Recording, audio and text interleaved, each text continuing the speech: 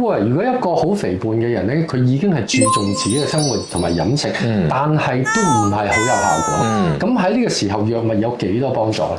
係，你問得好好，就係我哋究竟要降到幾多體重，減到幾多先至為之有效果咧？就要睇下你本身個肥胖相關嘅疾病需要你減幾多體重啦。一般譬如話血壓有少少高，血脂有少少高，可能減5%足夠。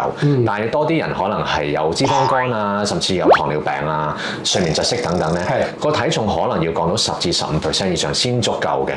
嗱咁，但係根據好多嘅大數據啦，跟蹤好多單靠譬如飲食啊、運動降重咧，其實個中位數平均半年至1年之間咧，其實做到5%已經好叻㗎啦。係多唔多人超越咗10%？唔多，甚至持續可以減到，而過咗半年唔回升嘅人咧係少之又少嘅。咁所以有發覺少部分人做到，但係當做唔到啲人發覺唔能夠減足個體重去令到個健康改善咧，咁亦都好多人會考慮用藥物去幫助嘅。咁就有咩唔明都係問醫生啦。